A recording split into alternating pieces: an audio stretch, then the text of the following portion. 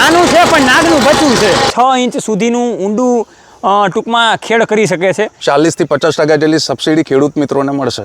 અને મશીન પાછળ એક પીટીઓ આપેલો છે, એમાં તમે દવા છાંટવાના પંપ, પાણી ખેંચવાના પંપ અને કટિંગ અટેચમેન્ટ એક રીપર આવે છે, એ પણ તમે આમાં લગાવી શકો છો. પાળા ચડાવવાના, પછી 3 ટાઈમ કલ્ટી, 5 ટાઈમ કલ્ટિવેટર, એ બધા અલગ અલગ ઘણા પ્રકારના અટેચમેન્ટ આવે છે, પ્લાવ, અને એ બધું તમે આમાં લગાવી શકો છો. ટ્રોલી લગાવો તો એમાં 600 થી 700 કિલો વજન ખેંચવાની આની કેપેસિટી છે. નમસ્કાર વાલા ખેડૂત મિત્રો, આવનારી ચોમાસાની સિઝન હમણાં ટૂંક સમયમાં ચાલુ થવાની છે. આ સિઝનમાં આપણે કપાસ, મગફળી, સોયાબીન ઘણા બધા એવા પાકોનું વાવેતર કરતા હોય છે. ઘણા બધા વિસ્તારમાં ઘણા બધા ખેડૂત મિત્રો બાગાયતી પાકોનું પણ વાવેતર કરતા હોય છે અને શાકભાજીના પાકોનું પણ વાવેતર કરતા હોય છે. હવે ચોમાસાનું પાકનું વાવેતર તો આપણે કરી દઈએ છીએ, પાક પણ મોટો થઈ ગયો હોય છે, 30-40 દિવસનો થઈ ગયો હોય છે, ત્યારે એમાં નિંદામણને લગતા ઘણા બધા પ્રશ્નો આવતા હોય છે. અને આ નિંદામણના પ્રશ્નોમાં ઘણી બધી વખત આપણને મજૂર નથી મળતા અને આ વર્કરોની શોર્ટેજના કારણે ટાઈમસર આપણું કામકાજ નથી થતું. અને આ ટાઈમસર કામકાજ નથી થતું એની વચ્ચે વરસાદ પણ આવી જાય છે. તો આ વરસાદની સાથે સાથે આપણી જમીનમાં નિંદામણ નાશક જે પ્રશ્નો છે એ વધતા હોય છે. તો એની માટે બેસ્ટ સોલ્યુશન અત્યારે નમસ્તે એગ્રોટેક લઈને આવ્યું છે.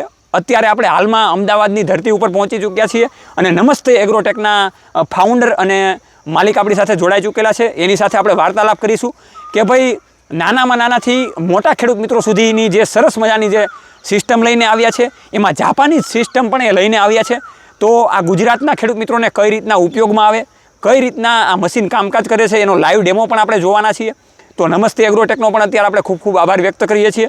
તો આ ખેડૂત પુત્ર ગુજરાતી પ્લેટફોર્મમાં હું સાગર રાસડિયા, ખેડૂત પુત્ર, આપ સૌ ખેડૂત મિત્રોનું હાર્દિક સ્વાગત કરું છું. ખેડૂત છે તો જગત છે, એવા હેતુથી અવારનવાર ટેકનોલોજીકલ ડિજિટલ ખેતીવાડીની માહિતી આપણે લાવતા રહીએ છીએ. તો આ પ્લેટફોર્મમાં તમે બિલકુલ નવા હોય તો નીચેનું બટન દબાવીને આ ચેનલને સબસ્ક્રાઈબ કરજો અને ફેસબુકમાં પણ આપણું મહત્ત્વનું પેજ છે એને પણ ફોલો અને લાઇક કરજો, જેથી કરીને તમને ખેતીવાડીની માહિતી મળતી રહે.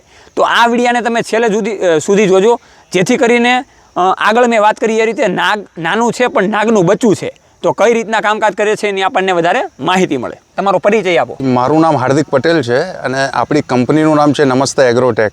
અને અમદાવાદ સ્થિત ઓઢવ ખાતે આપણી કંપનીનું સ્થળ છે. ખેડૂતના જ દીકરા છે અને એવી મશીનરી લાવેલા છે કે જે ખેડૂતને વધારે ખૂબ ઉપયોગમાં આવે. તો હાર્દિકભાઈ, તમે એ જણાવો કે આ મશીનને કયા નામથી ઓળખવામાં આવે છે? આ મશીનનું નામ છે જનરલી પાવર વીડર મશીનના નામથી ઓળખવામાં આવે છે. ઓકે, બરાબર. આ બધી આખી ટોટલી સિરીઝ અને રેન્જ છે પાવર વીડર મશીનની. હવે હાર્દિકભાઈ, મને એ જણાવો કે આ જે નાનામાં નાનું નાજુકડું મશીન છે એ કેટલા હોર્સ પાવરથી ચાલુ થાય? નાનકડું જે નાનામાં નાનું મશીન છે એ 3 હોર્સ પાવરથી સ્ટાર્ટ થાય છે. ઓકે, બરાબર. 3 હોર્સ પાવરથી લઈને 4 horse power, 7 horse power, 9 horse power, ત્યાં સુધીની આપણી પેટ્રોલમાં અને ડીઝલની બંને રેન્જ આપણે સાથે રાખીએ છીએ. ઓકે.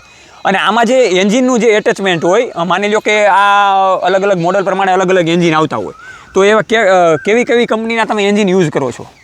આપણી પાસે અલગ અલગ એમ તો જાપાનીઝ ટેકનોલોજી પ્રમાણેના એન્જિન જે છે એ વધારે આપણે વર્કિંગમાં યુઝ કરતા હોઈએ છીએ.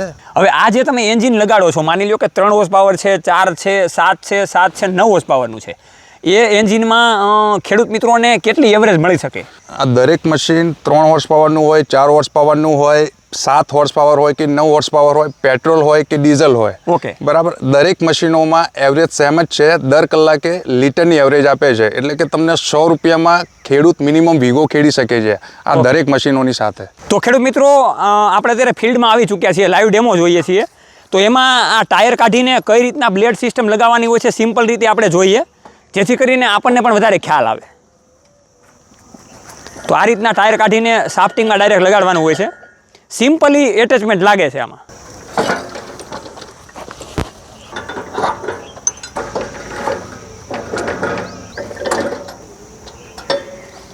અને આ લગાડવામાં 1 મિનિટ કરતાં પણ ઓછો ટાઈમ લાગે છે. ફટાફટ આ સિસ્ટમ લાગી જાય છે અને કોઈ પણ એટેચમેન્ટ સિસ્ટમ હોય એ લાગી જાય છે. ચાલો આપણે આને ચાલુ કરીને ડાયરેક્ટ જોઈએ કે કઈ રીતના ચાલે. તો આ રીતના સિમ્પલ મશીન ચાલુ થઈ જાય છે. નાનું છે પણ નાગનું બચ્ચું છે, એટલે કામ પણ આપણે આનું જોઈ લઈએ.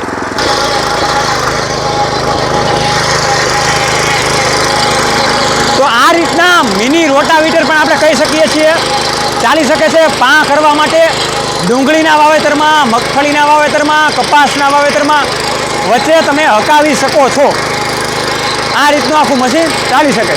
તો જગતના તાતને તમે એ સમજાવો કે અત્યારે 7 હોર્સ પાવરનું મશીન આપણે જે ચલાવી રહ્યા છીએ એમાં કેટલા ઇંચની બ્લેડ છે, કેટલું અંતર છે?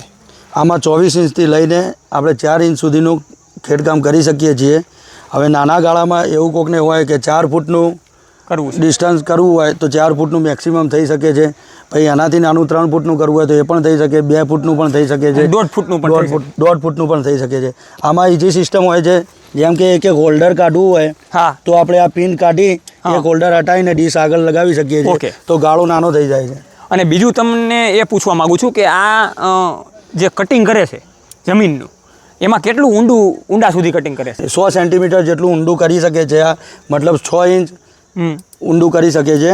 તો ખેડૂત મિત્રો 6 ઇંચ સુધીનું ઊંડું ટૂંકમાં ખેડ કરી શકે છે. એટલે મિની રોટાવીટર છે, પણ ખૂબ સારી રીતે પાવરવાળું અને તાકાતવાળું છે. હવે બીજી ઓપરેટિંગ સિસ્ટમ આની કઈ રીતના છે એ તમે જણાવો.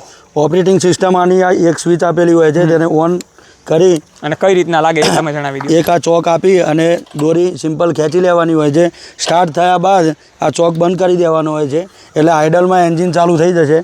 એના પછી આ એક્સિલેટર આપેલો છે, હા. આ 2 ગેર આપેલા છે, 2 ફોરવર્ડ, 1 રિવર્સ, હા. 1 ક્લચ આપેલી હોય છે. Okay. એટલે સિમ્પલી બાઇક ચલાવતા હોય એ રીતે ખેડૂતોને ક્લચ દબાવીને ગેર પાડવાનું, હા. પછી મશીનનો ક્લચ છોડીએ તો આગળ જશે મશીન અને એનું કામ કરવાનું ચાલુ કરશે. બરાબર. અને ન્યુટ્રલ કરવું હોય તો ન્યુટ્રલનો પણ ઓપ્શન છે, ન્યુટ્રલ કરીને ક્લચ છોડી શકો છો તમે, એટલે મશીન એમના એમ એની સ્થિતિમાં ઊભું થઈ જશે. અને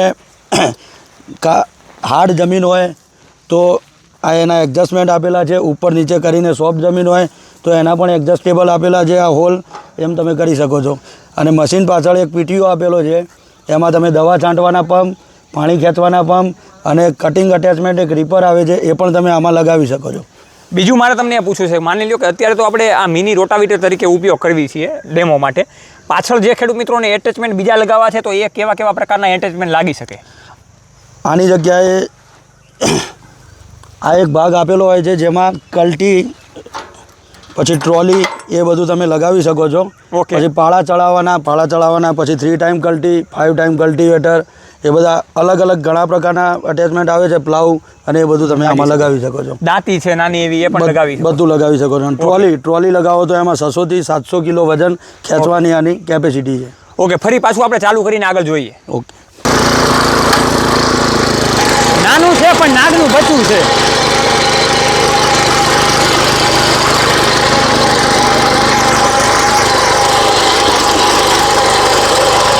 તો ખૂબ ઊંડે સુધી કામકાજ કરી શકે છે. મશીન ખૂબ સારું છે. મંગાવવા માટે નીચે જે કોન્ટેક્ટ નંબર છે એમાં તમે કોન્ટેક્ટ કરી શકો છો. હવે ખેડૂત મિત્રોને હાર્દિકભાઈ એ જાણવું છે કે માની લો કે આમાં જે બોડી લાગેલી છે, ઘણા બધા એટેચમેન્ટ એવા લાગેલા છે, તો એમાં કેવા કેવા પ્રકારની કંપનીનું તમે મટીરિયલ યુઝ કરો છો, કેવા ગ્રેડનું યુઝ કરો છો? આમાં ટોટલી આ જે આમાં પટ્ટા આપેલા છે, બરાબર, જેને આપણે વિંગ્સ કહીએ છીએ, પાંખિયા, બરાબર. તો એસએસમાં જે હાઈ ક્વોલિટી આવે છે 301 ગ્રેડ, એ ક્વોલિટીના આપણે પતરા યુઝ કર્યા છે, બરાબર. અને આ બધા હેન્ડલ ના તે બધી વસ્તુના ક્વોલિટી એમાં દમદાર જ આવશે. ઓકે.